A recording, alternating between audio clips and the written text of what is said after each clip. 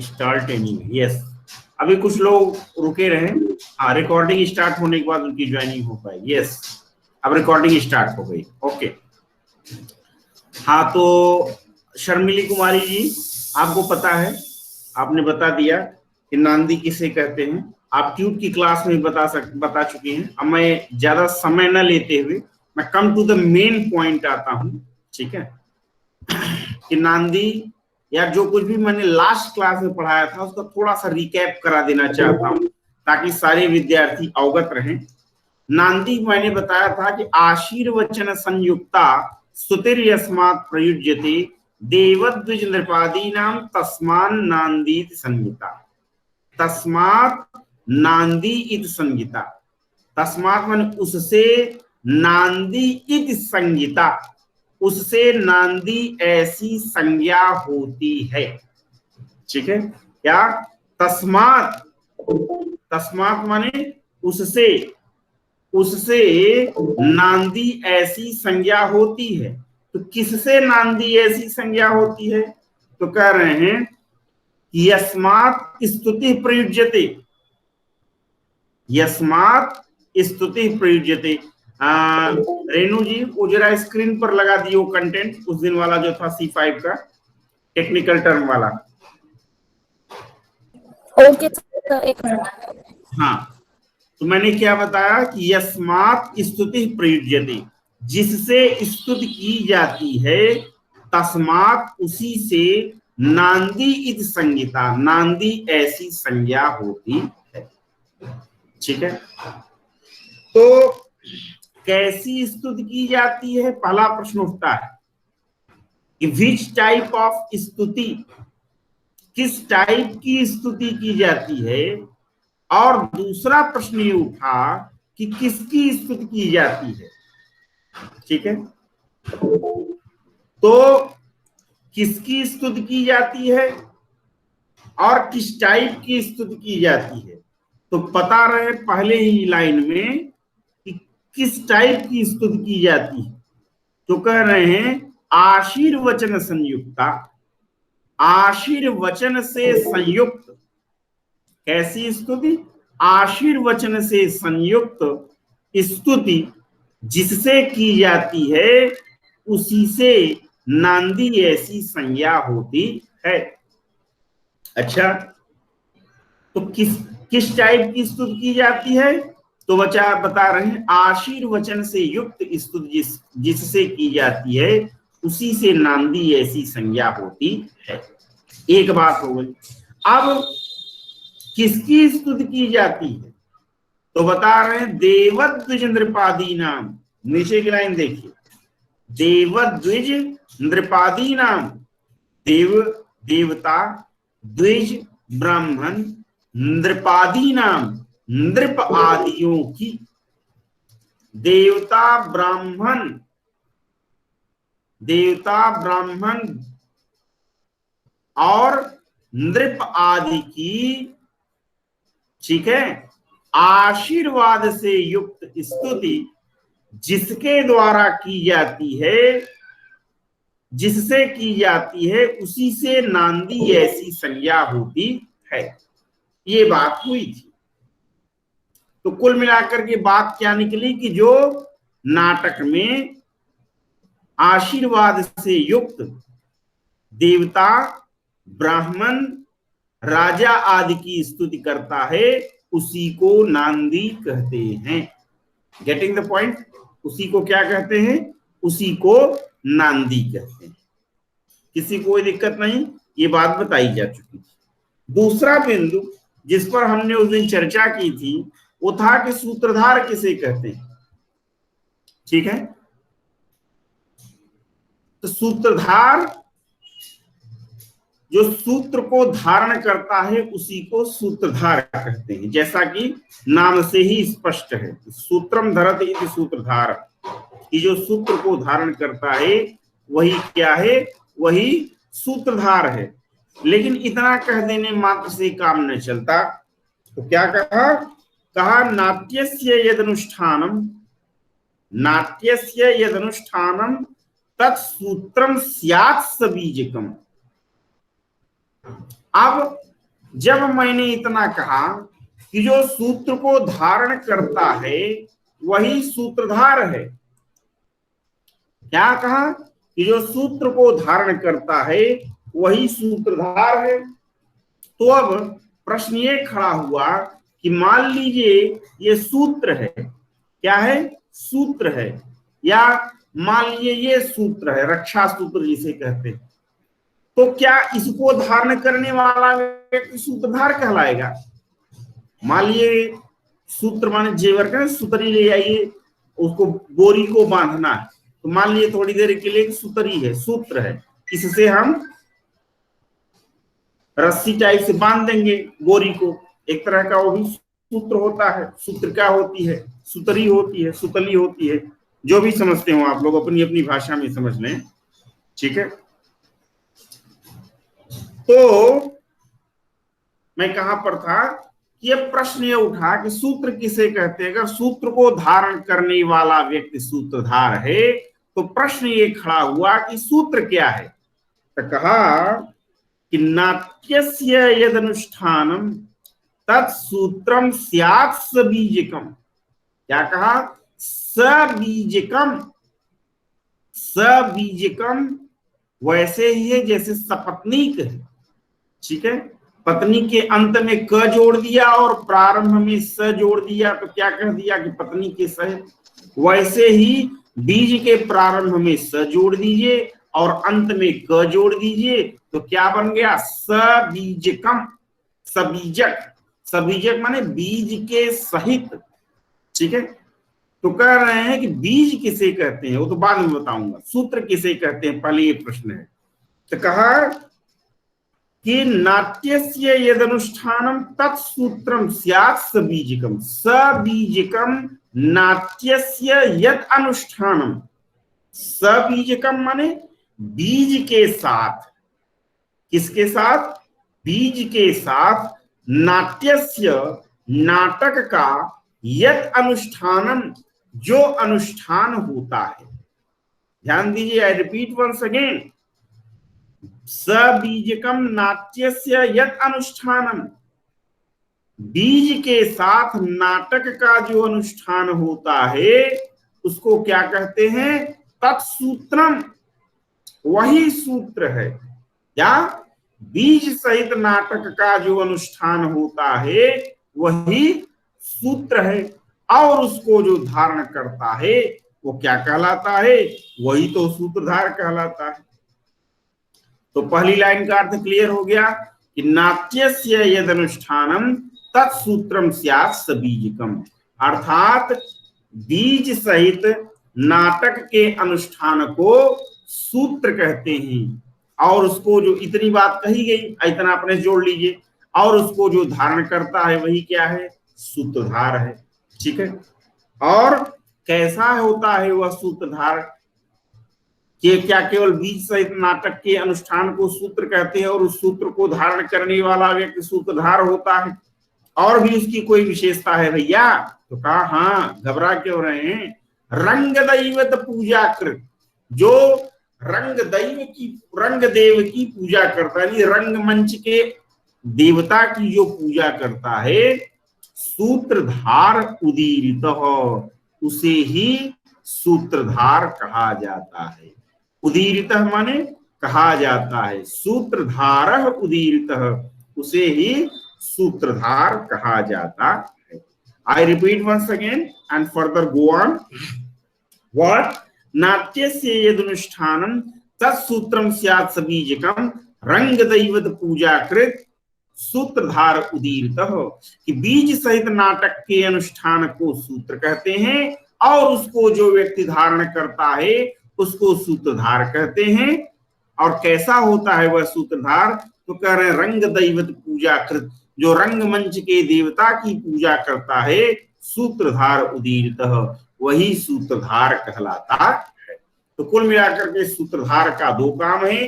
पहला काम है सूत्र को धारण करना और दूसरा काम है रंग देवता की पूजा करना, ठीक है। तो इसे क्या कहते हैं? इसे सूत्रधार कहते हैं। फिर आइए, तीसरी बात मैंने बताई थी कंचुकी के, हाँ एक बात यहां छूट गई कि बीज सहित नाटक के अनुष्ठान को सूत्र कहते हैं, तो प्रश्न ये खड़ा हुआ कि बीज किसे कहते हैं। Getting the point. जाहिर सी बात है, आप सभी जानते हैं हर अन्न का बीज होता है, हर फल का बीज होता है, ठीक है। तो वैसे ही नाटक का भी कोई बीज होता है। मैंने उस दिन बरगद का उदाहरण दिया था कि बरगद का वृक्ष बनने से पहले, बरगद का वृक्ष बनने से पहले क्या था, एक बीज था, और अंकुरित हुआ, इतना बड़ा बरगद का पेड़ बन गया। लेकिन इतना कहने से काम नहीं चलेगा। किससे काम चलेगा? तो बीज की एक परिभाषा है जो आप लोग समझे रहिए, उसको लिखने की आवश्यकता नहीं है, समझे रहिए। वो एमए में आप लोग जाएंगे तो पढ़ेंगे किसे कहते हैं बीज। तो कहा स्वल्पोदिष्टस्तु तद्धेतुर बीजम विस्तारयनीक था। किसे बीज कहते हैं? तो कहा स्वल्पोदिष्ट हो, जो स्वल्प उद्दिष्ट हो। स्वल्प माने थोड़ा सा, अल्प माने थोड़ा, कहते हैं ना अल्प, अल्पाहार करना चाहिए, यानी अल्प आहार करना चाहिए, यानी थोड़ा आहार करना चाहिए।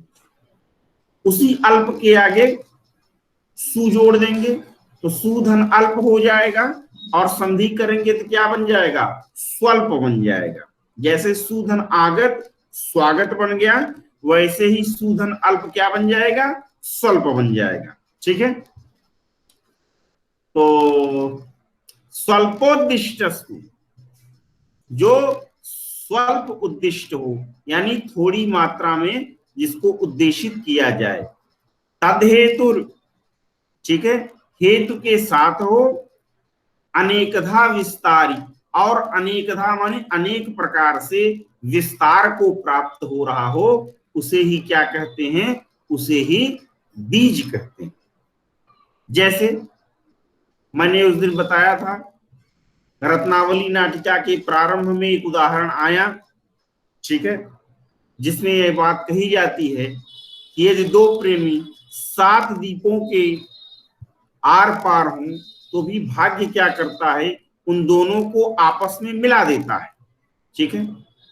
ये बात नाटक के प्रारंभ में कही जाती है, और जब नाटक का समापन होता है तो ये बात चरितार्थ हो जाती है रत्नावली नाटिका में, कि जो राजा और रानी जो राजा और रानी रहते हैं वे वास्तव में 7 समंदर पार रहते हैं, और भाग्य उन दोनों को यूनाइट कर देता है, भाग्य उन दोनों को मिला देता है। तो स्वल्प मात्रा में उद्दिष्ट थी ये बात, ठीक है, प्रयोजन के साथ भी थी, और पूरे नाटक में ये बात विस्तार को भी प्राप्त होती है, इसलिए ये क्या है? ये बीज है। दूसरा उदाहरण मैंने दिया था, शायद उस दिन नहीं दिया था, फिर किसी दिन दिया था। अभिज्ञान शाकुंतलम का जो पहला अंक है उसका 5वां श्लोक सूत्रधार के मुखारविंद से ही कहा जाता है, और उसमें ये बात आती है, सूत्रधार कहता है कि तवास्मि गीत रागेण, घबराइए नहीं, 5वां श्लोक आप पढ़ेंगे, ठीक है। तवास्मि गीत रागेण हारिणा प्रसभम भृतः एष राजीव दुष्यंत सारंगेणातिरन्हसा। क्या मतलब है इसका? सूत्रधार कहता है कि तवास्मि गीत रागेण, ठीक है, तवास्मि गीत रागेण हारिणा प्रसभम भृतः। तव हारि गीत रागेण, तव माने तुम्हारे, हारि माने मनोहारी, ठीक है, तुम्हारे मनोहारी, गीत रागेण, गीत के राग से, तुम्हारे मनोहारी गीत के राग से, मम मनः प्रसभम हृतः, मेरा मन, प्रसभम माने जबरदस्ती, हृतः माने हर लिया गया है, ठीक है। कैसे हर लिया गया है मेरा मन? तो फिर सूत्रधार नीचे की लाइन में बतलाता है कि एष राजेव दुष्यंतः, एष राजा दुष्यंतः इव, इन राजा दुष्यंत की भांति हर लिया गया है। तो प्रश्न ये खड़ा उठता है कि दुष्यंत कैसे हर लिए गए थे? तो कहा सारंगेणातिरन्हसा, अतिरन्हसा सारंगेण एष राजः दुष्यंतः इव। अतिरन्हसा माने अत्यंत वेग वाले। अतिरन्हसा की जो मीनिंग है क्या है कि अतिरन्हसा माने अत्यंत वेग वाले। सारंगेण, सारंग का मतलब जो है वो होता है मृग से, मृग, जिसको अंग्रेजी में क्या कहते हैं, डियर कहते हैं। ठीक है, स्पेलिंग DEER। ठीक है, डियर माने हिरण। अतिरन्हसा सारंगेण एष राजा दुष्यंतः इव। अति वेग वाले मृग के द्वारा एष राजा दुष्यंतः यथाहर्तः, ये राजा दुष्यंत जैसे हर लिए गए हैं, वैसे ही तुम्हारे मनोहारी गीत के राग से मेरा यह मन जबरदस्ती हर लिया गया है। ध्यान दीजिए कि नाटक के प्रारंभ में ही दुष्यंत का जिक्र हो गया। स्वल्प मात्रा में उद्दिष्ट हो गए कि नहीं हो गए? दुष्यंत हो गए, स्वल्प मात्रा में उद्दिष्ट हो गए। उनका हेतु भी है, प्रयोजन से विहीन नहीं है दुष्यंत। और पूरे नाटक में दुष्यंत विस्तार को भी प्राप्त हो रहे हैं। तो इस तरह से ये क्या है, यह बीज हो गया। Getting the point? दुष्यंत यहां पर क्या हो गए? दुष्यंत यहां पर बीज हो गए। तो नाटक के प्रारंभ में ही सूत्रधार यह बात कह देता है। तो इसको क्या कहते हैं? इसको बीज कहते हैं। तो सबीजकम नाट्यस्य यदनुष्ठानम, ठीक है, कि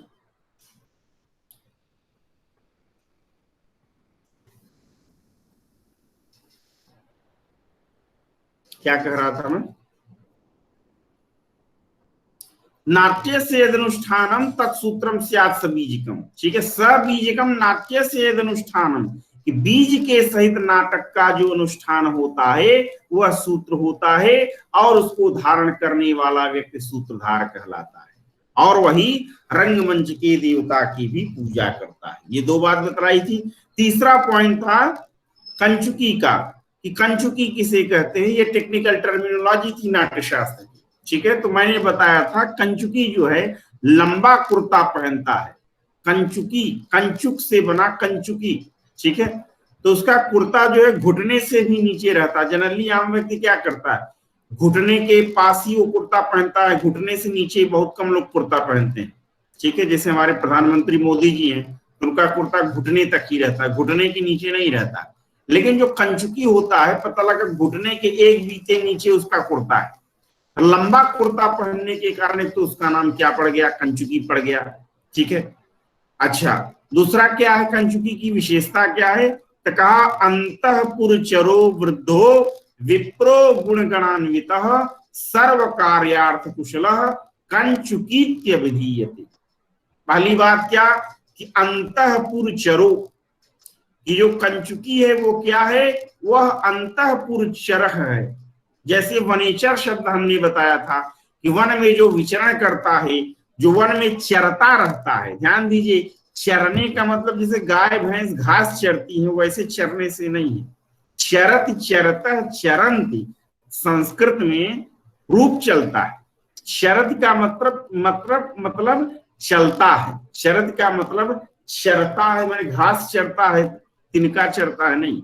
शरद का मतलब चलता है, विचरण करता है। ठीक है, तो चरत चरता चरंत रूप चलता है। तो वने चरत इति वनेचरः। ठीक है, वन में जो विचरण करता है उसी को वनेचर कहते हैं। तो ये जो आपका कंचुकी है ये कैसा है? यह अंतःपुरचरो है, यह अंतःपुर में विचरण करता रहता है। अच्छा, अंतःपुर क्या है? तो मैंने बताया था कि अंतःपुर से कहते हैं जहां पर रानियां निवास करती हैं, जो रनिवास होता है, जो रानियों का पैलेस होता है, जो रानियों का आवासीय क्षेत्र होता है, उसको अंतःपुर कहते हैं। राजाओं के पास एक दो रानी तो रहती नहीं थी, कई राजाओं के रनिवास में हजार हजार रानियां, 500-500 रानियां, 200-200 रानियां रहती थी। ठीक है, तो वह व्यक्ति जो अंतःपुरचर है, यानी अंतःपुर में विचरण करता रहता है। और कैसा है? अंतःपुरचरो। दूसरा वृद्धो, अंतःपुर में विचरण करता, और क्या है? वृद्ध है। अंतःपुरचरो वृद्धो। तीसरी क्वालिटी है विप्र है, विप्रो, काष्ठ से वो ब्राह्मण है। अंतःपुरचरो वृद्धो विप्रो। और चौथा है गुण गणान्वित, गुणों के गणों से अन्वित है, यानी बहुत सारे गुणों से युक्त है। ठीक है। और कैसा है? तो कह रहे हैं सर्व कार्यार्थ कुशल। क्या है?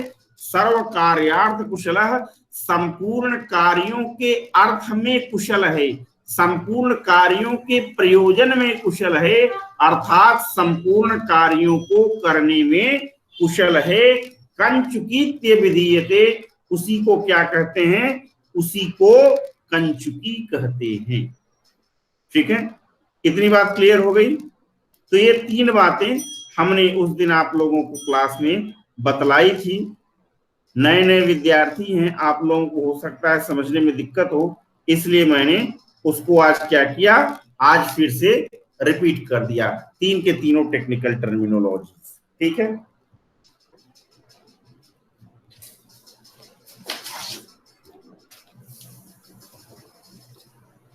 फिर आइए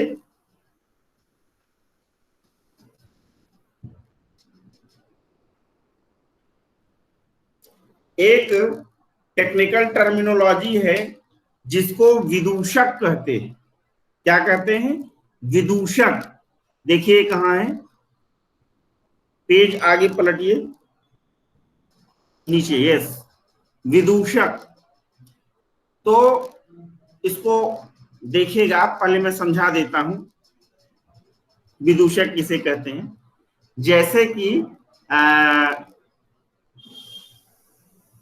फिल्म इत्यादि आप देखते हैं, फिल्मों में देखिए कि ज्यादातर, ये संजय दत्त की पिक्चर देखिए, संजय दत्त की पिक्चर में जो मुन्ना भाई एमबीबीएस है, मुन्ना भाई एमबीबीएस की पिक्चर में देखिए संजय दत्त का एक साथी रहता है जिसको सर्किट सर्किट वो कहता रहता है।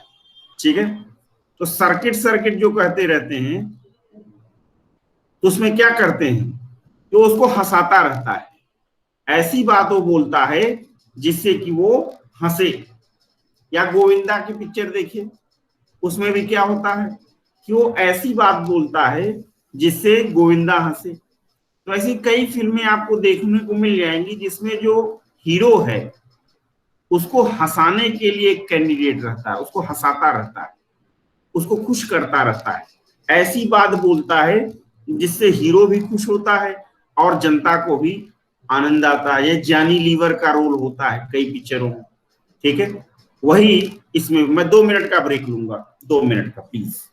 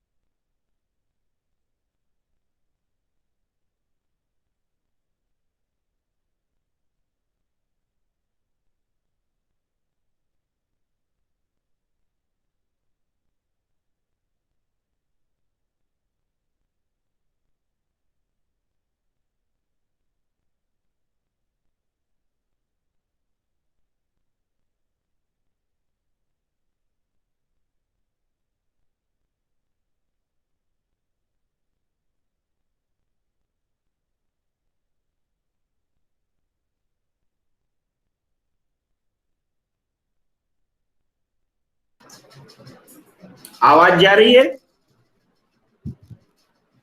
Voice is going on? जी सर। तो वैसे ही तमाम फिल्मों में आप देखिए कि एक मजाक लगाने वाला, एक हीरो को आनंद दिलाने वाला एक आदमी होता है, ये जो आदमी होता है इसी को विदूषक कहते हैं। क्या कहते हैं? इसी को विदूषक कहते हैं। आप अपने दैनंदिन जीवन में भी देखिए, कुछ लोगों का व्यक्तित्व जो होता है वो बहुत गंभीर होता है, ठीक है, उनकी पर्सनालिटी में बहुत ग्रेविटी होती है और हंसते हैं, ऐसी बात नहीं है कि नहीं हंसते हैं, हंसेंगे, लेकिन ऐसी कोई बात नहीं करेंगे जिससे कि आप उनके साथ रहिए और हंसाते ही रहें आपको, ऐसा नहीं है। हंसेंगे, टाइम टू टाइम हंसेंगे, हमेशा हंसाने वाली बातें नहीं करेंगे, ठीक है, हमेशा ग्रेविटी वाली बात करेंगे, हमेशा एक लेवल की बात करेंगे। ऐसा नहीं है कि कोई व्यक्ति चला जा रहा है और गिर गया तो उसको गिरा हुआ देख करके हंसने लगे, अरे अरे कैसे गिर गया, कैसे गिर गया, नहीं, ऐसा नहीं। उनकी बातों में वेट होता है, ठीक है। तो ऐसे कोट के लोग तो नायक की कोट में आएंगे, लेकिन आपके सामान्य जीवन में ही यदि आप देखें, आस पड़ोस में देखें, रिश्तेदारी नातेदारी में देखें, तो कुछ कैरेक्टर मेल में भी और फीमेल में भी आपको ऐसे जरूर मिल जाएंगे जिनका एक ही काम है, हंसाना। खुद भी मस्त रहते हैं, दूसरों को भी मस्त और प्रसन्न रखते हैं, और हंसाने के लिए यदि उनको अपनी भी पगड़ी उछाल देनी पड़े तो उछालने से पीछे नहीं हटते। Getting the point? तो ऐसे लोगों का जो रोल होता है, एक तरह का कह दिया जाता है भाई ये तो विदूषक टाइप के हैं, ठीक है। तो बाकी ये विदूषक का काम सिर्फ और सिर्फ राजा का विनोद कराना होता है, राजा का मनोरंजन करवाना होता है, ठीक है। ऐसे कैरेक्टर को नाटक में क्या कहते हैं? ऐसे नाटक को ऐसे कैरेक्टर को नाटक में कहते हैं विदूषक। जैसे अभिज्ञान शाकुंतल अभी आप लोग पढ़ेंगे तो उसमें बीच बीच में विदूषक राजा दुष्यंत को हंसाता रहता है, ठीक है। जैसे उसका एक कोई समस्या आती है तो राजा से कहता है कि अरे गंडकस्य ऊपर पिंडकः संवृत्त, अरे ये तो फोड़े के ऊपर फोड़ा हो गया, ये फोड़े के ऊपर फोड़ा हो गया। इतनी बात सुनकर के सारे राजा भी हंसने लगते हैं और सारा जो जन समूह होता है जो नाटक देख रहा होता है वो भी हंसने लगता है। तो ऐसे कैरेक्टर विदूषक कहलाते हैं। आइए टेक्निकल टर्मिनोलॉजी में क्या कर रहे हैं देखिए। कुसुम वसंताद्य विधः कर्म वपुर्वेश भाषाद्यैः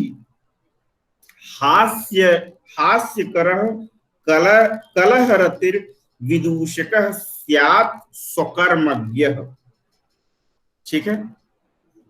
ध्यान दीजिए, विदूषकः स्यात्, तो पहली लाइन देखिए, कुसुम वसंताद्य विधः, कुसुम धन वसंतादि धन अभिधः, तो संधि होगी क्या हो जाएगी? आदि धन अभिधः में जब संधि होगी तो क्या बन जाएगा? आद्य अभिधः। तो कुसुम वसंताद्य विधः माने कुसुम और वसंत आदि अभिधाओं वाला, कुसुम और वसंत,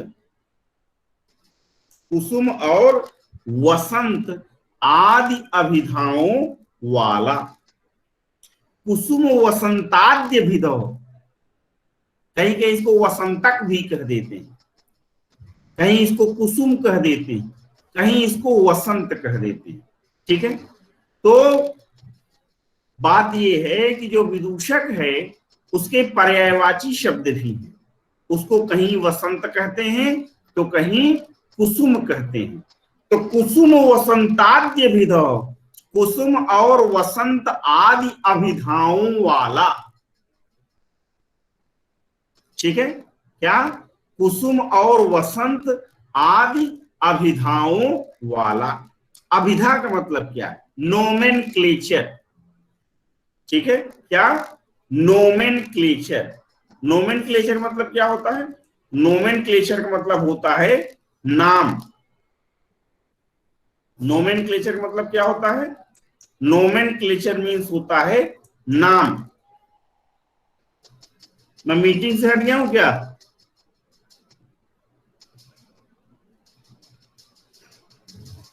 सर हो आप? है, लेकिन वो पेज गायब हो जाता है मेरा रहते रहते। कहाँ चला गया?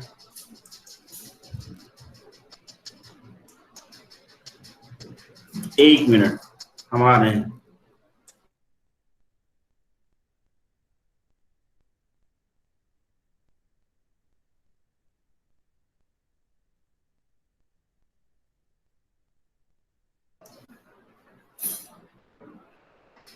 ठीक है, तो हम कहा थे कि कुसुम वसंताद्य विधो, कुसुम और वसंत आदि अभिधाओं वाला। अभिधा, अभिधा का मतलब क्या होता है? किसी चीज का नाम। तो इसका नाम क्या है? कुसुम और वसंत। और कैसा है? तो पहला तो ये कि कुसुम और वसंत आदि नामों वाला है।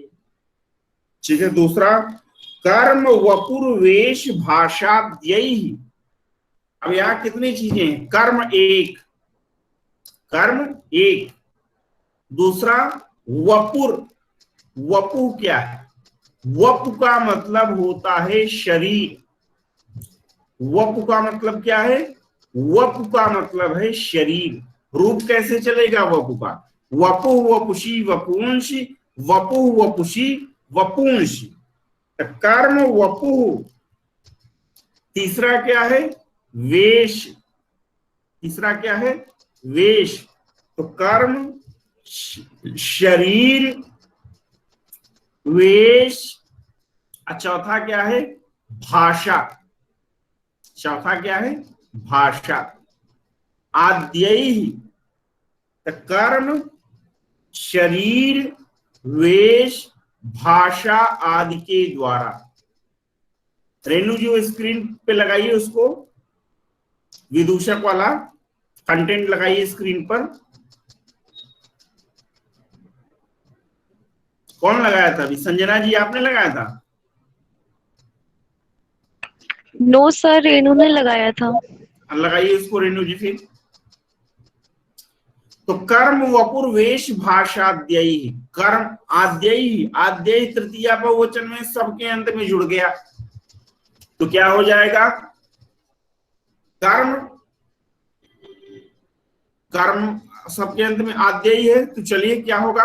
कर्म के द्वारा, वपु शरीर के द्वारा, वेश माने वेशभूषा के द्वारा, आद्ययी आदि के द्वारा। ठीक है, क्या करता है वो? आदि के द्वारा हास्य करह। हास्य करह माने हास्य को करने वाला। हास्य करह माने हास्य को करने वाला। ठीक है, अच्छा, और कैसा है? कलह रतिर। कलह रतिर का मतलब क्या? रेनू स्क्रीन प्रेजेंट कर दूं? संजना जी आप ही कर दीजिए, हो सकता है कि उनके नेटवर्क में कोई प्रॉब्लम आ रही हो। She is unable to do. कोई कर दे, नो प्रॉब्लम। जो ही पहले कर दे वही, इसमें कोई वो थोड़ा है। संजना जी आप ही कर दीजिए। तो हास्य कर माने हास्य को करने वाला। एक मिनट,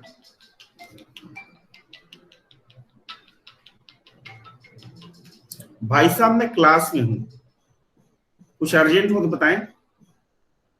ठीक, प्रणाम। तो मैंने क्या कहा? हास्य कर। हास्य कर माने हास्य को करने वाला। और कैसा है वो विदूषक? कलह रतिर। कलह, कलह रतिर माने कलह में भी जिसके रति है। कलहे रतिर यस्य सह इति कलह रतिर। कलह रति का मतलब क्या है? जिसके कलह में भी रति हो। जिसके कलह में भी क्या हो? जिसके कलह में भी रति हो, उसको कलह रति कहते हैं। क्या कहते हैं? उसको कलह रति कहते हैं, यानी जिसके लड़ाई झगड़े में भी रति हो। एक मिनट में थोड़ा सा मीटिंग से बाहर जा रहा हूं, आप लोग लाइन पे बने रहेंगे प्लीज, एक मिनट।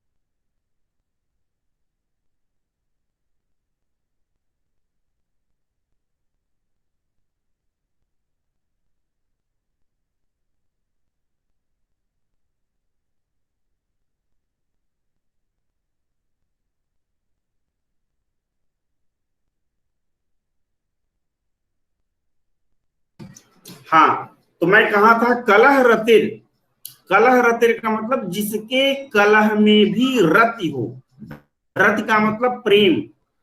यद्यपि विदूषक आपको लगेगा कि राजा से झगड़ा कर रहा है, लेकिन उसके झगड़े में भी क्या होता है, उसके झगड़े में भी प्रेम होता है।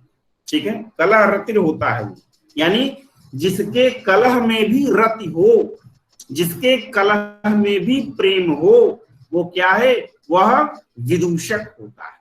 अच्छा, विदूषकः स्यात् कलह रतिर, आगे देखिए, विदूषकः स्यात् स्वकर्मज्ञः, विदूषकः स्यात् यानी वही विदूषक होना चाहिए, अर्थात वही विदूषक होता है स्वकर्मज्ञ, और वह अपने कर्म को जानता है। क्या काम है विदूषक का? विदूषक का कार्य ही है हास्य को उत्पन्न करना, हास्य को करना ही विदूषक का काम है। ठीक है, तो देखिए हिंदी में भी इन्होंने यही बात लिखी है कि जो अपने कार्यों, शारीरिक चेष्टाओं, वेश और बोली आदि के द्वारा जनता को हंसाता है, कलह में प्रेम करता है और अपने हास्य के कार्य को ठीक जानता है, उसे विदूषक कहते हैं। कुसुम वसंत आदि उसके नाम होते हैं। क्या? कुसुम वसंत आदि उसके नाम होते हैं। I repeat once again, what is विदूषक? दिव्या आप ही स्क्रीन शेयर कर देना। दिव्या वाजपेयी सर, रेनू ज्वाइन नहीं कर पा रही है सर, मेरा भी आज नेटवर्क प्रॉब्लम है। रेनू स्क्रीन पर, किसने प्रेजेंट किया? रेनू जी ने प्रेजेंट किया है। ठीक है, चलिए तो हम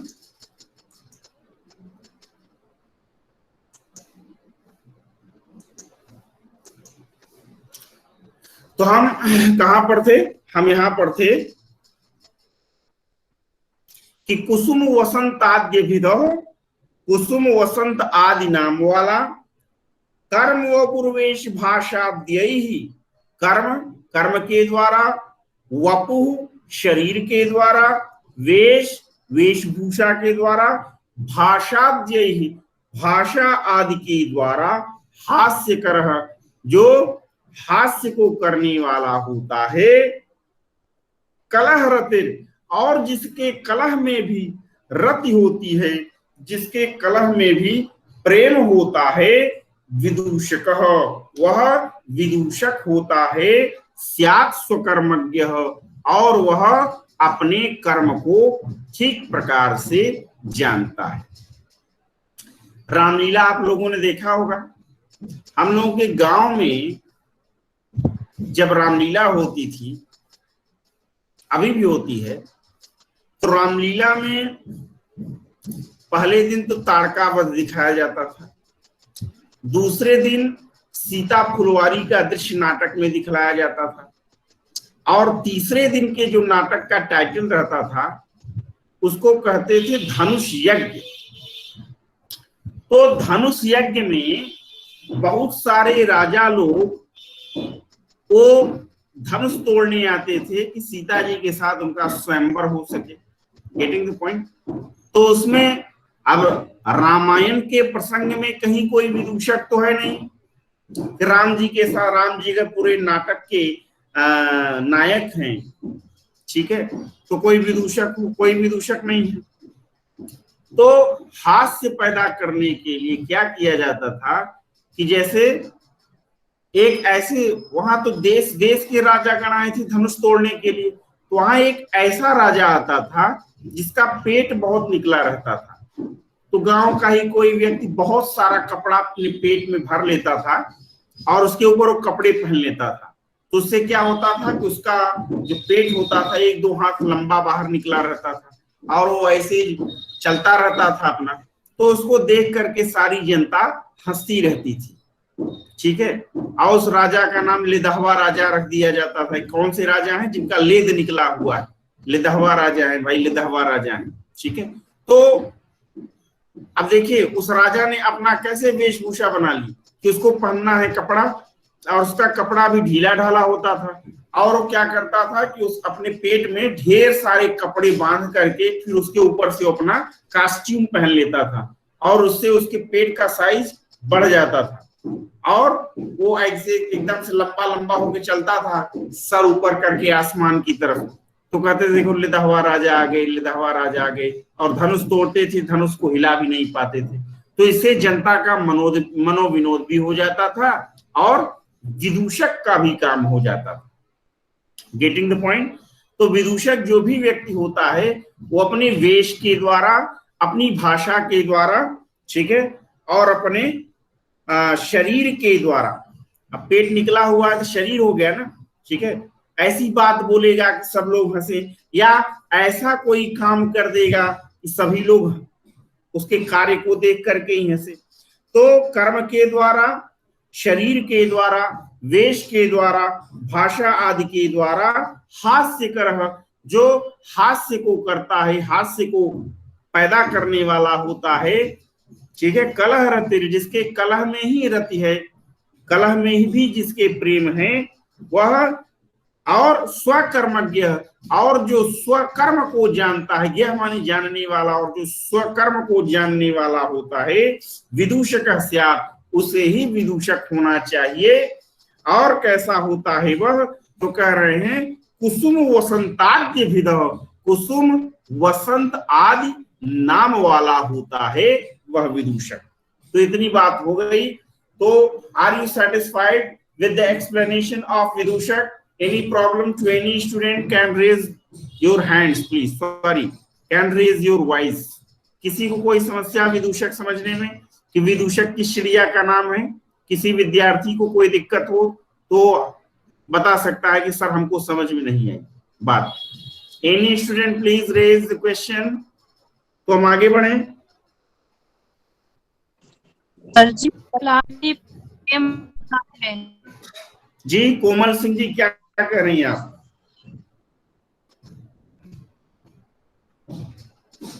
कोमल सिंह जी बताएं।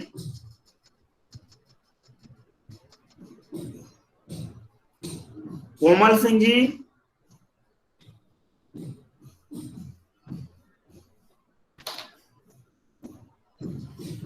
जी सर। आप कुछ कह रही थी? सर जिसके कला में भी प्रेम होता है वह विदूषक होता है। सर नहीं, दोबारा समझा दीजिए। जिसके कला में भी प्रेम होता है वो विदूषक नहीं होता। इन सारी क्वालिटीज के साथ साथ उसके कला में भी प्रेम होता है। अब ऐसा मतलब ये नहीं है कि कोई व्यक्ति है वह अपने वेश के द्वारा, अपनी वाणी के द्वारा, अपने शरीर के द्वारा, अपनी भाषा इत्यादि के द्वारा, ठीक है, हंसी को पैदा नहीं करता है, ये क्वालिटीज नहीं है उसके अंदर, लेकिन फिर भी उसके कलह में रति दिखलाई पड़ती है, ठीक है। तो इसका मतलब ये थोड़े को विदूषक हो गए। तमाम लोगों को देखिए, हस्बैंड वाइफ हैं, कलह में भी उनके रति झलकती रहती है, तो क्या वो विदूषक हो गए? नहीं, वो विदूषक नहीं है। इन गुणों के साथ साथ जिसके कलह में रति दिखलाई पड़ती है वह विदूषक होता है। Getting the point? जी। Komal Singh ji, are you satisfied with my answer?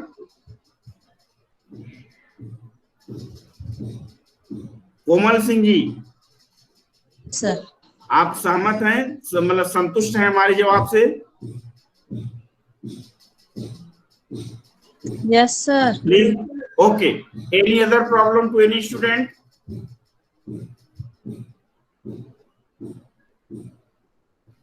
किसी और विद्यार्थी को कुछ कहना है?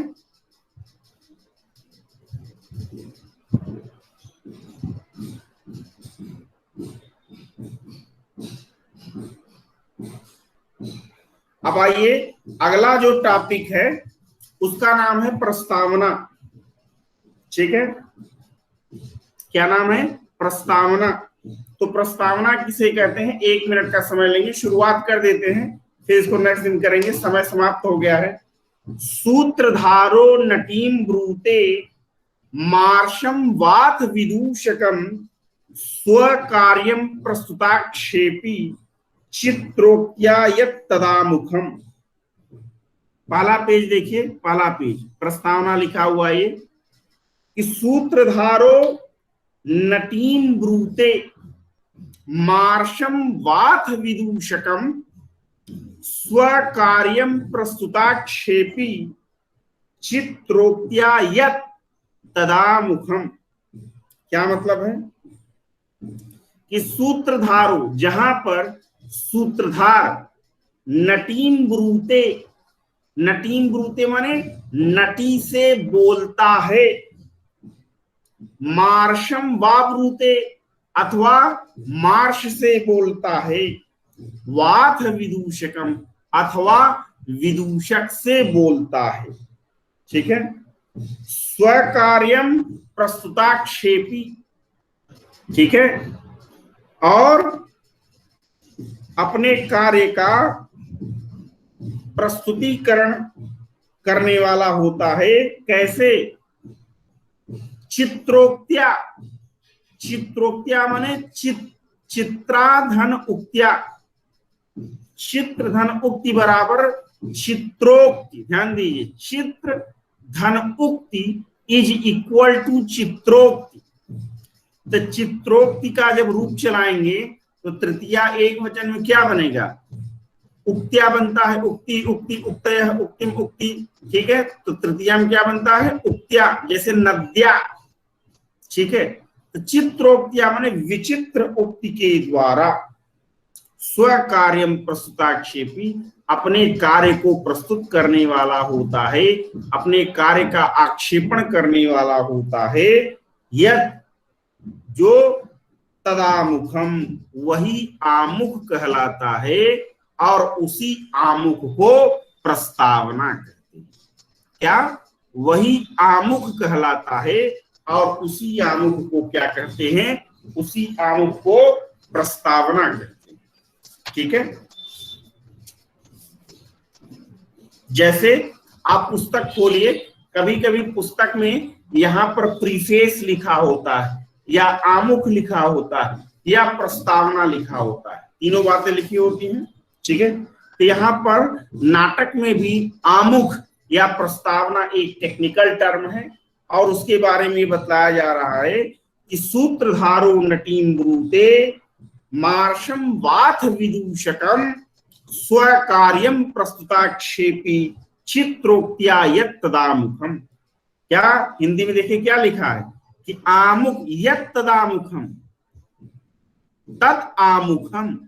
तत् आमुखम माने वह आमुख होता है, तत् माने वह, आमुखम, आमुखम माने आमुख होता है या उसे आमुख या प्रस्तावना कहते हैं।